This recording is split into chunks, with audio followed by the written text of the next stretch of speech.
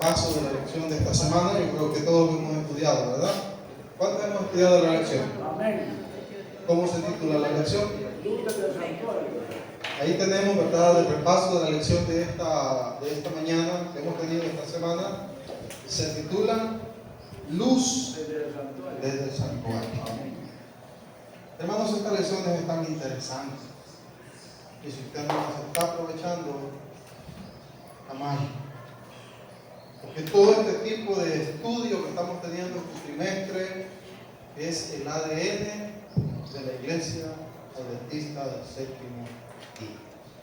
Si nosotros, hermanos, no estudiamos lo que dice la lección, no estudiamos la palabra de Dios, en los últimos tiempos, como acaba de pasar acá en Escuela Sabática, nos va a pasar. Recordemos lo que dice el Espíritu de Profecía. En los últimos tiempos, este libro santo será quitado de sus manos y usted únicamente podrá defender su fe a través de lo que ha estudiado. Y no solamente de lo que ha estudiado, sino de lo que ha memorizado. Porque en ese momento el Espíritu Santo vendrá sobre nosotros y recordará aquellas cosas que nosotros hemos estudiado. Por eso la invitación siempre es, hermano, estudiemos la palabra de Dios para que podamos empaparnos de ella y poder defender nuestra fe. Este próximo sábado que viene vamos a hacer un ejercicio para ver qué tanto podemos defender nuestra fe, para ver si realmente estamos preparados, porque, hermanos, muchas veces estamos diciendo, queremos que Cristo venga ya, pero no nos estamos preparando. Entramos al repaso de esta semana, Luz desde el Santuario. Decía la cita para memorizar: lo principal de lo que venimos diciendo es que tenemos, ¿cuántos? Un sumo sacerdote. ¿Quién es ese sumo sacerdote? ¿Están seguros de eso? ¿Cómo lo comprobamos? Mira, ahí está, Hebreos 8, del 1 al 2. Porque tenemos un sumo sacerdote que se sentó a la diestra del trono de la majestad en el cielo y es ministro del santuario, de aquel verdadero santuario que levantó el Señor, no el hombre. Hermano, esta cita, apréndase. Pero sabe que somos tan malos que ni siquiera el número del DUI no sabemos. Somos tan malos que ni siquiera nos recordamos de la fecha de nacimiento de nuestros hijos. Esta cita, hermano, apréndaselo, porque esta es la esencia de que hay un santuario celestial y es el único que fue construido no por hombres, sino por quién. Antes de proseguir, hermano Galileo, bienvenido. Madre, bienvenida. ¿Cómo se llama su madre? Disculpe. Rosa Elena. Rosa Elena, hermana Rosa Elena, bienvenido. Nos alegra tenerle con nosotros. ¿Cuánto le damos la bienvenida? Amén. Bienvenidos, hermanos. Entramos en materia. Cuando Jesús no regresó en 1844, tal como indicaban las profecías de las 70 semanas y los 2300 días, fue necesario revisar las profecías y encontraron algo que ellos habían entendido mal. Recordemos, hermanos, y quiero aclarar esto, porque por ahí andan criticando que la Iglesia Adventista del Séptimo Día pone fechas para la venida de Jesús, y yo se lo aclaré el sábado pasado y se lo vuelvo a decir: la Iglesia Adventista nunca ha puesto fecha para el regreso de Jesús, porque la palabra del Señor dice que nadie sabe ni el día ni la hora, ni aún los ángeles que están en el cielo. ¿Quién puso la fecha de que Jesús iba a venir el 22 de octubre de 1844? Guillermo Miller. Y Guillermo Miller no era metodista. Es más, se murió antes de que se fundara la iglesia adventista. Exacto, él murió en 1849, si no estoy mal. Y la iglesia adventista se fundó en el año de 1863. Entonces, eso es un error decir que la iglesia ha puesto fecha. Sí, por ahí andan otros poniendo fechas, ¿no? Que han salido de la iglesia adventista, pero no son adventistas. Entonces, ¿qué fue lo que pasó? El 22 de octubre se esperaba que Jesús regresara. Pero como les decía el sábado pasado, llegó la mañana del 22 de octubre y ¿qué pasó? Jesús no vino. Llegó la mediodía del 22 de octubre y ¿qué pasó? Jesús no vino. Llegó la noche del 22 de octubre y ¿qué pasó? Jesús no vino. ¿Sabe qué? Yo estaba estudiando. Es que la cuestión fue esa, de que él interpretó mal las escrituras, ¿verdad? Entonces él no entendió, no comprendió, pero fue el chaco que llegó a la iglesia, porque en ese momento él pasaba, Cristo pasaba del lugar santo al lugar santísimo. ¿Saben Eso qué? era lo que pasaba en esa avenida, que él salía de esa. ¿Saben que debemos aprender algo de esta gente que sufrió este chazo? La persistencia. ¿Qué queda una cosa? La persistencia. La persistencia. ¿Qué más debemos aprender de esta gente? La fe no les falló, a pesar de que ellos tuvieron una mala experiencia. En vez de ponerse, bueno, unos, según la historia, se salieron, pero los que realmente estaban ahí por amor, lo que hicieron fue ponerse a investigar en las escrituras y ahí Dios les dio la respuesta. ¿Saben que yo estaba estudiando anoche? Y dice que para ellos fue tan duro que llegó la noche y Jesús no había venido. Dice que comenzaron a llorar. Claro, habían vendido propiedades, habían dejado todo. No, pero ellos no lloraban por eso. Ellos no lloraban por eso. Ellos comenzaron a llorar porque, ¿cómo les explico? Sus esperanzas no habían cumplido. Porque no se había cumplido lo que ellos creían. Se sentían frustrados. Diga. Pero por la ignorancia nosotros hacemos cosas que no debemos de hacer.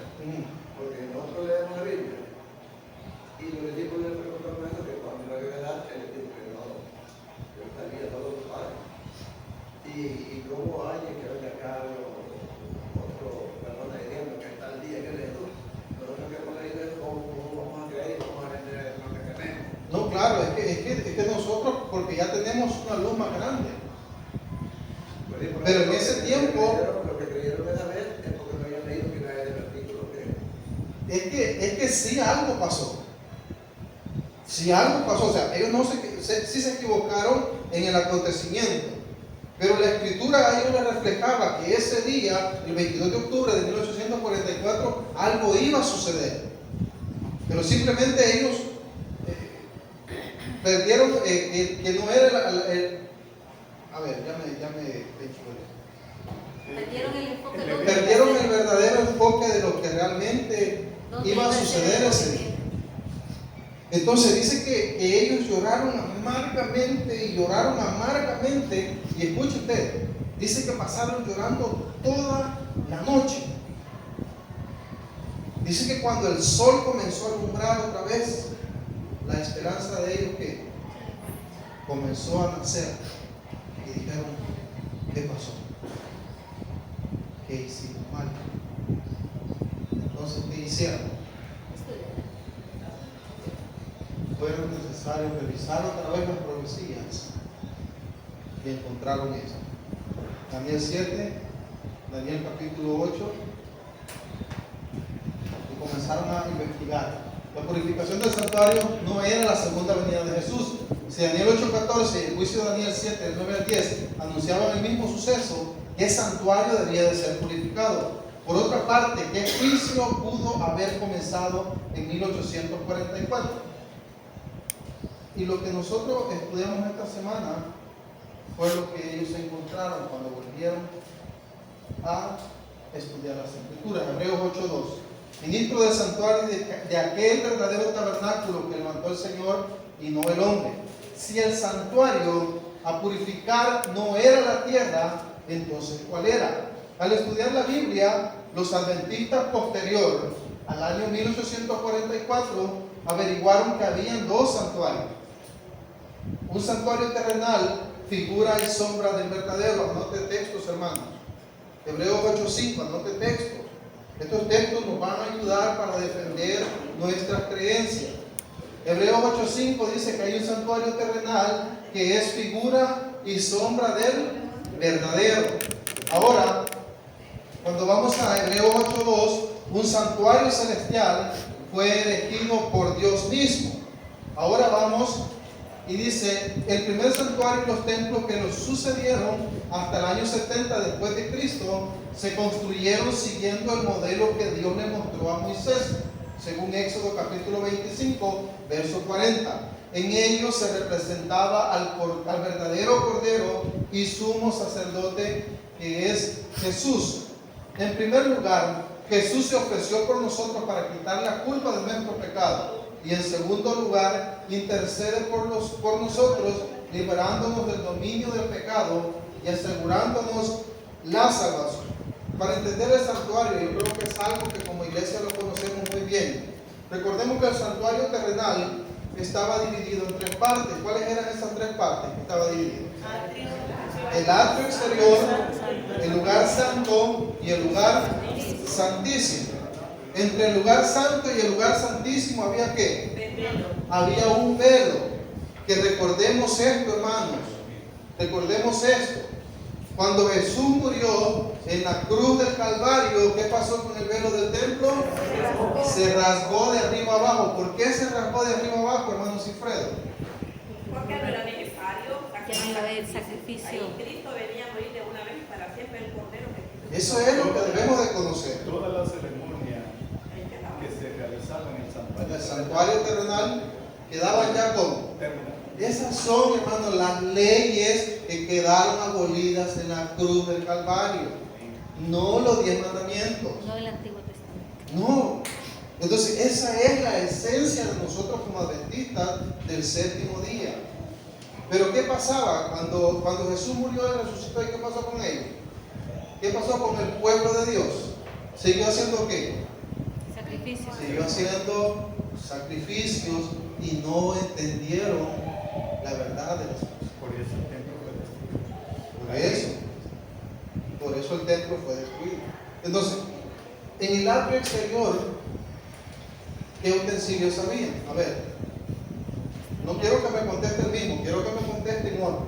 ¿Qué utensilios había en el atrio exterior? Estaba el lavatorio, El abajo, el abajo. Pero vamos en orden. el altar del holocausto. Estaba el altar del sacrificio o el altar del holocausto. Enseguida del altar del holocausto o del sacrificio, ¿cuál estaba, hermano Galileo? Estaba la fuente o el lavatorio. ¿Cuántos utensilios había en el atrio? No, ¿Ah? ¿Seguro que eran 2 o 3? dos. Eran 2. Luego pasábamos al siguiente compartimiento, lo vamos a decir, que era el lugar santo. ¿Cuántos habían ahí en el lugar santo? 3. Seguro que eran 3 o 4. Estaba el arca. No, esperen, vamos en orden. ¿Cuáles eran los que estaban en el lugar santo? Al lado derecho estaba la pana del. Al lado izquierdo mío, ¿estaba? El, La mesa, los panes de la ¿Están seguros? al lado izquierdo tuyo. el candelabro. O sea, a este lado estaban los panes de la proposición. A Va. este lado estaba el Estaban los panes de la proposición. A ver, al otro lado, ¿cuál estaba? el candelabro. El candelabro, ya, hermana. Dejemos que los otros contesten.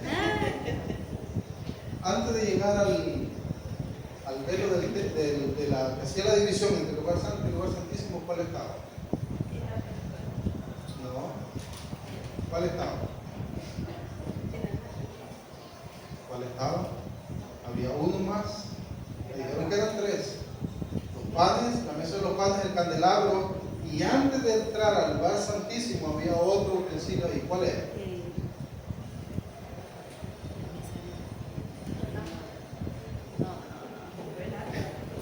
Me comieron los leones.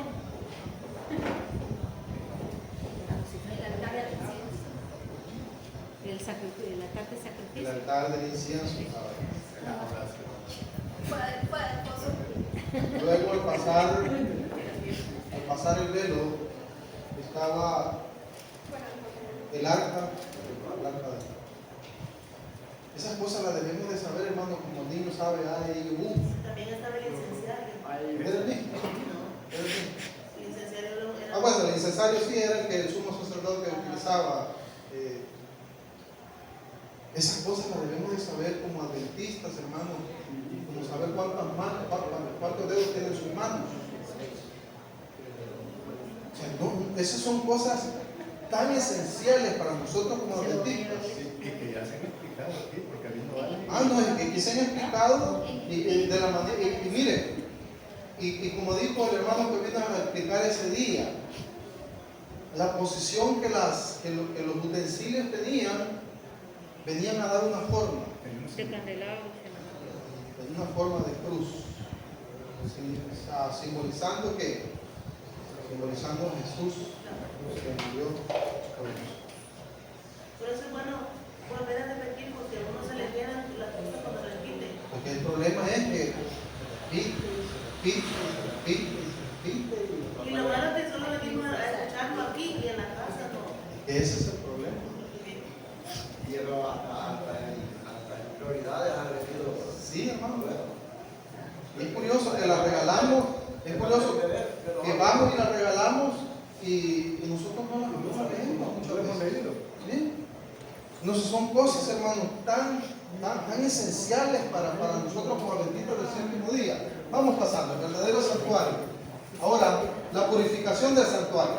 Levítico 16:16. Así purificará el santuario a causa de las impurezas de los hijos de Israel, sus rebeliones y todos sus pecados.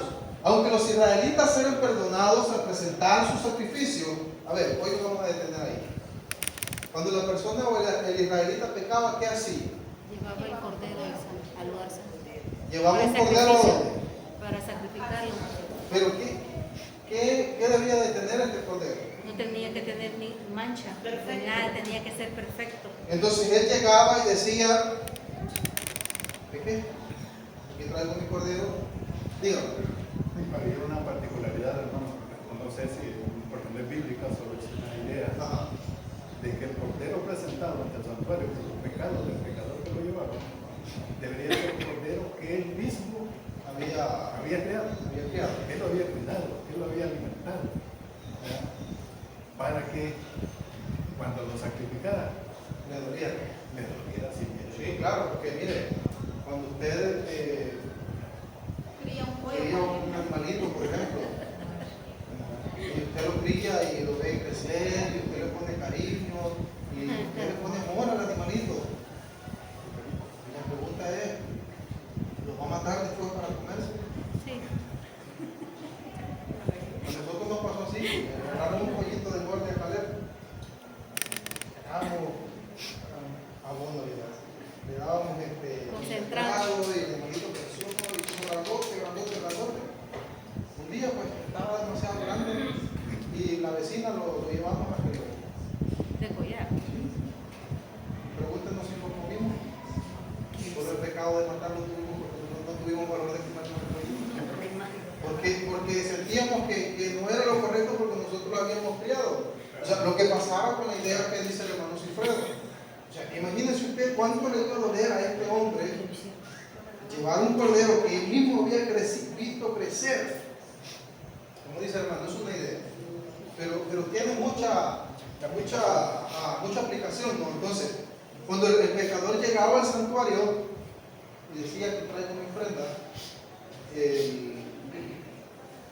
el sacerdote no hacía el proceso, usted conoce el proceso, degollaba al animalito y después ¿qué pasaba? Le entraba con la sangre del animalito ¿a dónde? Al lugar santo. Y rociaba esa sangre ¿en dónde? En los cuernos En los cuernos. del Lo ponía.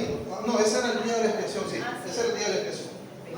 Lo rociaba en el velo que hacía la división del templo. Entonces aquel israelita que había pecado, ¿qué pasaba? Se iba a su casa ¿cómo? Perdonado. Perdonado. O sea, consciente de que había recibido el perdón. Y cuando yo me ponía a pensar esto, decía, si todavía ahora en día existiera esa tradición, Hiciéramos chapupa. ya se hubieran extinguido todos los corderos. Y como no era solo cordero, depende de cómo No, era la claro, comida, y dependiendo así la- era lo que llevaba de Así era. un palomito, que era poquito, una palomita, una palomita. Imagínense usted si ahorita, Pero según cómo es el ser humano y está transversando todo, chuchos íbamos a sacrificar hoy en día. Y el dolor. sí, es cierto. Imagínense si ahorita todavía existiera esa ley de ese sacrificio. Ni paloma, ni cordero, ni nada. Pongámonos a pensar, cuántas veces al día llegáramos al tabernáculo. Por ahí pasaron. Vamos a pensar. Hay una cosa, hay algo que se dice, que se enseña, y es que no era el sacerdote el que sacrificaba, Sino el que lo llevaba. Ajá.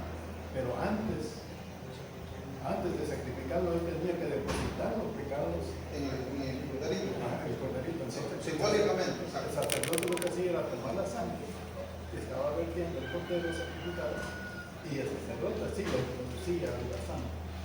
Eso era cuando ya había pecado. Ahora, nos vamos a saltar en el día de la expiación. Recordemos que el día de la expiación eran ¿cuántas veces? Una vez al año. Una vez al año. ¿Qué pasaba ese día? El pueblo estaba en ayuno y Ese día oración. se traían dos ¿qué? Dos cabros. Dos cabros. Y se los pasaban a Sacel. Uno era elegido para Dios y el otro era elegido para hacer. Recordemos, hermano, esto es como cuando el niño empieza a leer en primer grado. Esto lo debemos de manejar bien. Entonces, ¿por qué le digo que el otro sábado vamos a hacer este ejercicio? Porque este personaje que sale en este video sale atacando las verdades fundamentales de la iglesia adventista. Y esta es una de ellas. Entonces, nosotros debemos estar preparados para defender nuestra fe. Debemos de estar preparados sí o sí. En esta vida, en este camino, hermano, solo hay dos. Usted decide obedecer a Dios o decide obedecer al hombre. Entonces, este hombre ataca esta parte del santuario y del tabernáculo. Este hombre lo ataca, pero de una manera terrible. Entonces, cuando esos eran elegidos, el que era elegido para, bueno, entraba el sumo sacerdote y llegaba hasta dónde, dígame. Pero se hacía lo inverso de lo que se hacía todo el año. Ajá. Los pecados, todo el año los pecados estaban entrando al lugar santo. Sí. Pero ese día era el único día que simbólicamente los pecados eran traídos ¿a dónde? Afuera. Y a eso se le llamaba la purificación del santuario. El sumo sacerdote venía ese día simbólicamente, porque todo era simbólicamente, hacía transferencia de todos los pecados del pueblo durante todo el año a aquel cabro que había sido elegido para Azazel. Era sacado del campamento y era llevado ¿dónde? Tiene cierto. Al desierto. A un lugar donde no pudiera. A un lugar donde ya no pudiera él regresar. Pero antes de eso también, hay que recordar también. Aquí ahí lo voy a explicar, es que eso mismo yo iba a decir. ¿Qué es lo que pasaba ese día? Según Levítico capítulo 23, versículo 27. Dice que ese día cada uno debía de afligir su alma. Estoy hablando de los israelitas. En el día de la expiación, cada israelita que había llevado sus pecados al tabernáculo durante todo el año, ese día esa persona debía de estar allí en el tabernáculo con su alma como contrita, humillada, afligida. ¿Y qué pasaba ese día? Ese día, según Levítico 23, 28, ninguno debía realizar ninguna actividad secular. Eso dice la palabra del Señor. Por eso estoy poniendo cita, Levítico 23, 28. Ese día el sumo sacerdote entraba en la presencia de Dios, según Levítico 16, 12 y 13. Ese día el arca y el velo y el altar de oro eran purificados con la sangre de un macho cabrillo, según Levíticos 16, 15 al 19 y versículo 33. Ese día el otro macho cabrillo que había quedado vivo llevaba las iniquidades a tierra inhabitable, según Levíticos 16, 20 y 22.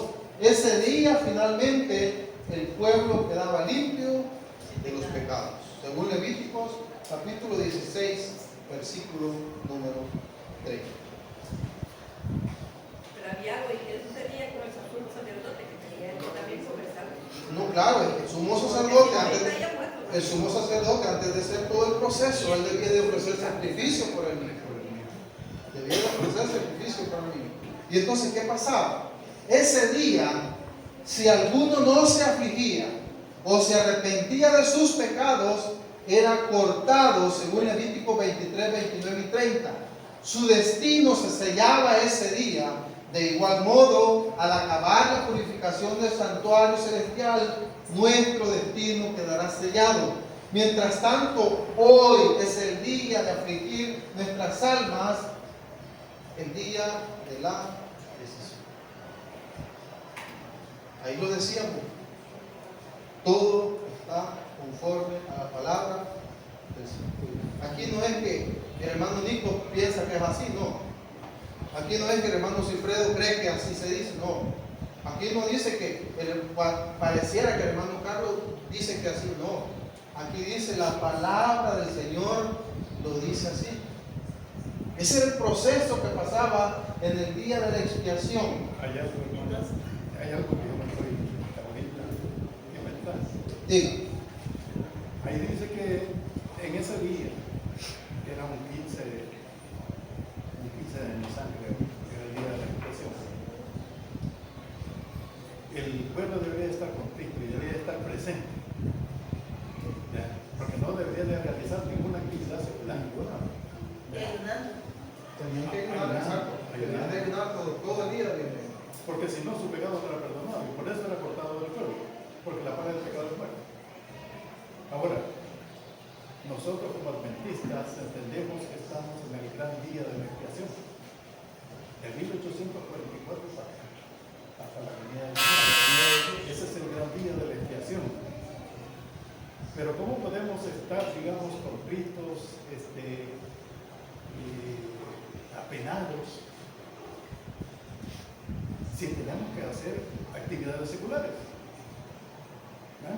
Aquellos tenían un solo día. Nosotros tenemos toda una vida. ¿Captamos eso? ¿Captamos eso que en medio de todo este barullo, de todo este afán, de todo este desarrollo de la vida secular que llevamos, tenemos que estar contritos y estar humillados? Esa debería de ser nuestra postura. Pero es que ahora porque por la misericordia de Dios es que todavía estamos aquí, porque ese día alguien no se humillaba, iba a trabajar, Dios mismo lo eliminaba en ese día, porque tenía que estar ahí. Hasta el mismo sacerdote, si entraba, tenía que entrar con un lazo amarrado a su cintura y con campanitas en su ropa, porque si ya dejaba de sonar es porque él también había pecado y nadie podía entrar ahí, así que lo tenían que alar con la cuerda que llevaba. Vea usted hasta dónde llega la misericordia del Señor. Y el problema, yo siempre lo digo, y es que abusamos de esa misericordia. Pero es que ¿cómo se llama? Yo me olvidé con el palo. Y es que, así como aquellos eran por un día, eran quitados, eran apartados, eran cortados del pueblo, así nosotros, en este gran día de la expiación, no estemos acorde a lo que está sucediendo, vamos a ser quitados también. ¿Y sabe por qué le digo que es triste? Es triste porque sabemos las consecuencias de abusar de la misericordia y de la gracia divina. Sabemos las consecuencias. Y muchas veces, hermano, hasta premeditado hacemos los pecados.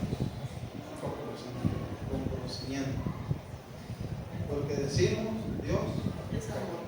es verdad. Pero nos olvidamos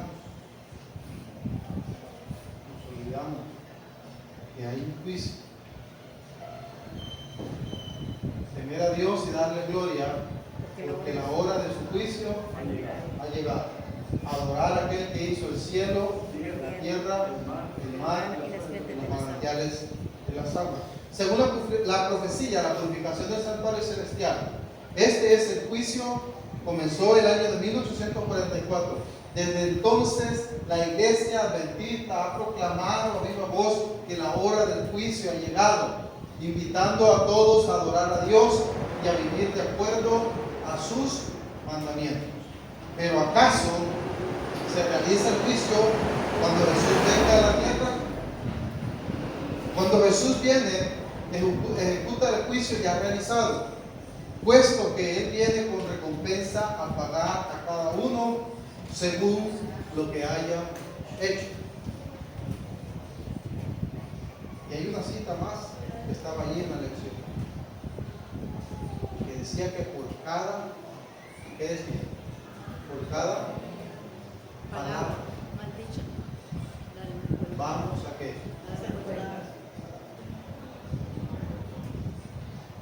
Así que esto no es sencillo, no es fácil. Por cada palabra que salga de nuestra boca, vamos a pagar.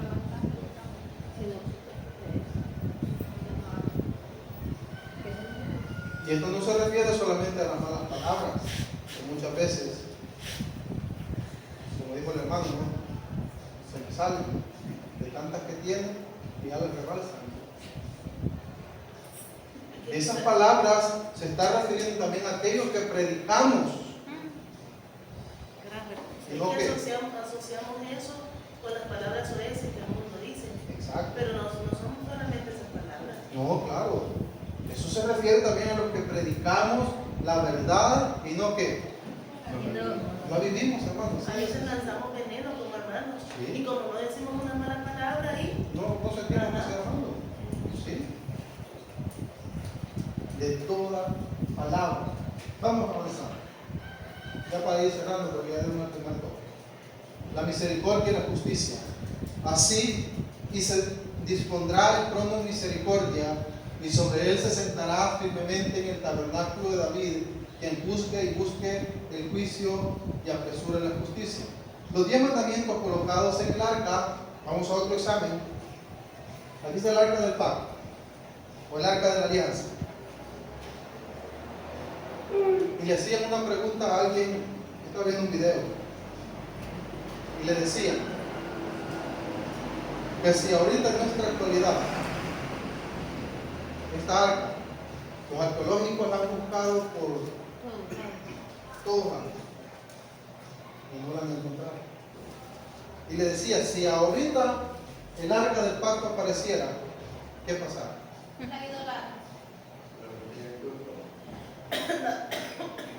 Pero no todos, tal vez solo los judíos. Aquí los católicos lo vieran como algo normal. Ahora, ¿qué había dentro del arca del pacto? Ah, estaban los 10 mandamientos, el maná. Vea usted, y la vea usted.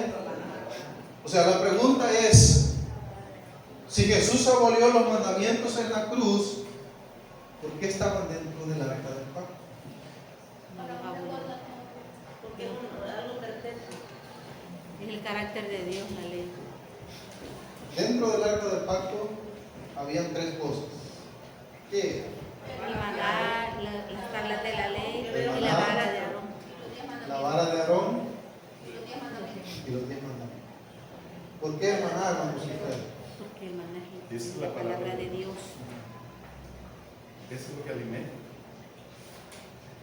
Así como Lámpara a mis pies tu palabra. el pueblo del Éxodo fue alimentado en un desierto Por 40 años. por 40 años con maná. Así el pueblo de Dios en la actualidad debe ser alimentado en un desierto, porque prácticamente aquí estamos en Eso un es cierto. Entonces, ¿cuál es nuestra única esperanza? Dios. La palabra. La palabra de Dios. Hermano Galileo, ¿por qué la vara de Aarón? Ahí, dentro Que del arca del representaba pacto. el Espíritu Santo. Si recordamos, esa vara definió al final quién iba a dirigir al pueblo. Entonces, esa vara dentro del arca representa que Dios ya ha establecido un orden, una dirección en esta tierra, que es primeramente Cristo Jesús, que es la cabeza de la iglesia, segundo también la iglesia, que es la columna, el baluarte que dicen en esta tierra. Traemos al recordatorio, ¿no? esa parte.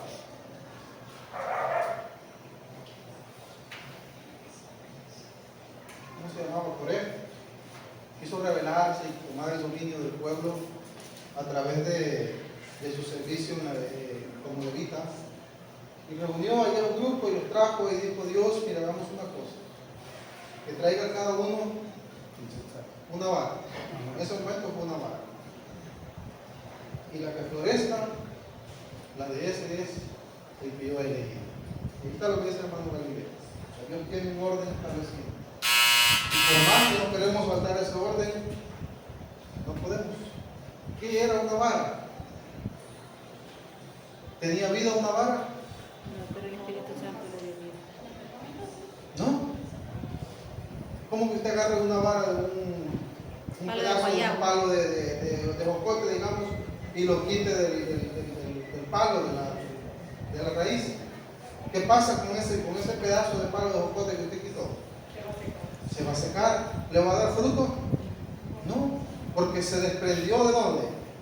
Se desprendió del árbol. Pero esta vara, ¿qué pasó? Floreció. Floreció. Ahí estaba diciendo Dios: Aarón es el sumo sacerdote. Ahora, hermano Leo, ¿por qué los 10 mandamientos estaban dentro del arca del pacto? Miren qué interesante. Siempre, la vez pasada lo decíamos, los 10 mandamientos nos muestran el amor de Dios por nosotros. Dice el escrito de profecía que un día, ¿qué pasa con los 10 mandamientos? Vendrán Van a aparecer. las nubes. Van a aparecer. Pero el cuarto mandamiento, ¿qué pasa? Será brillante. Resplandecerá más que los otros. Y ese es otro de los ataques que debería ser atacado. Cuando usted va a la Biblia, usted encuentra las leyes que Dios le dio a Moisés, porque no eran de Moisés. Le dijo: esas leyes las pondrás a un lado del arca del pacto. Pero el libro de la ley de Moisés lo pondrás a un lado del arca del pacto. Pero los 10 mandamientos estarán ¿dónde? Dentro. Estarán dentro del arca del pacto. Y así, hermanos, podemos pasar por tantas cosas que podemos recordar esta mañana. Solamente quiero finalizar con una cita. Ahí está Jesús como el abogado e intercesor. Estamos terminando con esta cita que tengo por acá. Conflicto de los siglos, página 474. Dice lo siguiente: a medida que los libros de memoria se van abriendo en el juicio, otro examen, ¿cuántos libros hay en el cielo? 3. ¿Seguros? 3 o 4. No hay. ¿Cuáles son? El libro de la vida, el libro de las memorias y el libro de las iniquidades. 3 libros. Es lo mismo, concupiscencia, iniquidades o pecados.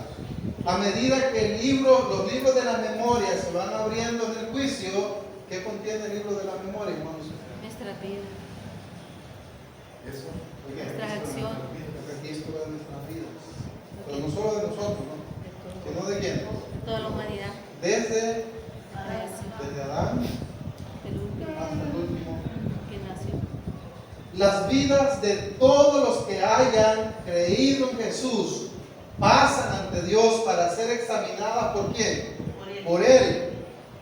Empezando con los que vivieron los primeros en la tierra, nuestro abogado, o sea, ¿quién? Jesús presenta los casos de cada generación sucesiva y termina con los casos de los vivos. Cada nombre es mencionado.